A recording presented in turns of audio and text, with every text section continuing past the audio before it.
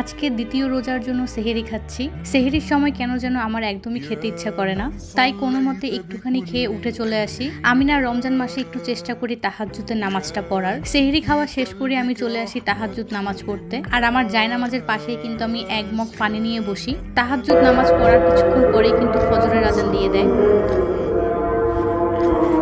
তারপর ফজরের নামাজ আদায় করে আমি শুতে চলে যাই। ঘুমানোর আগে লিপে ভ্যাসলিন ইউজ না করলে আমার ঘুম হয় না। ঘুম থেকে সকালেই উঠে গেলাম আজকে সকাল সকাল ঘুম থেকে ওঠার একটা কারণ হলো আমার বিজনেস পেজের জন্য কিছু ব্যাগের শ্যুট দরকার ছিল, তাই সকাল সকাল ঘুম থেকে উঠে ব্যাগের কিছু শ্যুট নিয়েছি। দেন জোহরের নামাজ কমপ্লিট করার পর কিছুক্ষণ শুয়েছিলাম। এরপর আসরের নামাজ কমপ্লিট করে চলে আসলাম। আপনারা আমার প্রথম রোজার ব্লগ এত বেশি পছন্দ করেছেন, তাই ভাবলাম আজকের দ্বিতীয় দিনের রোজার ব্লগটাও আপনাদের সাথে টুকটাক করে শেয়ার করি। গ্যাসের সমস্যা নিয়ে আসলে কোনো কিছু বলার নেই। অন্যান্য দিন সমস্যা করে তাতে কোনোভাবে মানিয়ে নেওয়া যায়, কিন্তু রোজার দিনে যদি সমস্যা করে তাহলে আসলে আর কিছু বলার নেই। এই রমজান মাসের প্রথম দিনেও আমরা গ্যাস পেলাম না, দ্বিতীয় দিনেও কিন্তু আমাদের গ্যাস নেই। তাই কি আর করার, প্রতিদিন তো আর বাহির থেকে খাবার এনে খাওয়া সম্ভব না।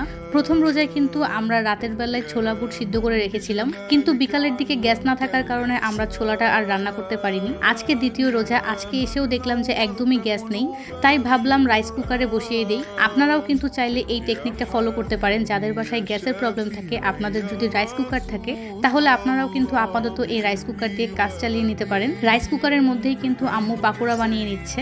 আর এখানে টুকটাক ফল ফ্রুটস আপনারা তো দেখতেই পাচ্ছেন। আপনাদের কাদের বাসায় গ্যাসের সমস্যা করে তারা কিন্তু অবশ্যই আমাকে কমেন্ট করে জানাবেন। আর এই যে এখন যে জুস আইটেমটা দেখতে পাচ্ছেন, এটা কিন্তু পাকা আমের জুস। নিশ্চয়ই ভাবছেন যে এই সিজনে আমি পাকা আম কোথায় পেলাম।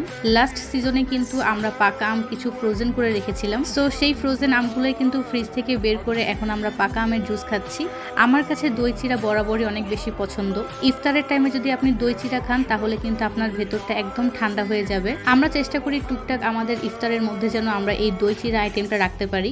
দই চিড়া কমপ্লিট করতে করতে কিন্তু প্রায় 5:30 বেজে গেছে, আর আমাদের মাগরিবের আজান কিন্তু 5:58। তখন হঠাৎ করে আম্মু খেয়াল করলো যে চুলায় হালকা একটু গ্যাস এসেছে, তাই সেই মুহূর্তে কিন্তু একটু বেগুনি বানিয়ে নিচ্ছিল। আজান যেহেতু একটু পরেই দিয়ে দিবে, তাই আমরা কিন্তু সবাই খুব সুন্দর করে টেবিলটাকে রেডি করে ফেলছিলাম। একটু আগেই যে ম্যাঙ্গো জুসটা বানিয়েছি, এটাই কিন্তু সেই ম্যাঙ্গো জুসটা এখন সুন্দর করে গ্লাসে সার্ভ করা হচ্ছে। আর এখন এটা হচ্ছে টেস্টমি ট্যাং। আমার কাছে ট্যাংয়ের মধ্যে এই টেস্টমি ব্র্যান্ডটাই সবচেয়ে বেশি ভালো লাগে। ফাইনালি অনেকক্ষণ সাধনা করার পর কিন্তু আমাদের ফুল ইফতার রেডি। আজকের এই ভাজাপোড়া আইটেমগুলো কিন্তু আমরা বাসায় অনেক সময় নিয়ে করেছি। আগের দিন তো বাহির থেকে কিনে এনেছি, সেটা আপনারা যারা আমার আগের ব্লগ ভিডিও দেখেছেন তারা তো অবশ্যই দেখেছেন। এই ছিল আজকে আমাদের রমজানের দ্বিতীয় দিনের ইফতার আয়োজন। নিশ্চয়ই ভাবছেন যে ছোলা বুটটা কোথায়, ছোলা বুট একটু আগে করেছি।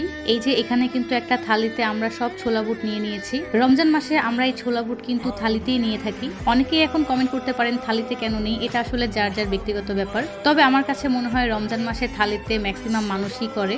অল ওভার এই ছোলা বুট কিন্তু আজকে অনেক বেশি টেস্ট হয়েছে। প্রথম রমজানে তো গ্যাসের জন্য করতে পারিনি। এই ছিল আজকের মতো ব্লগ। আল্লাহ হাফেজ।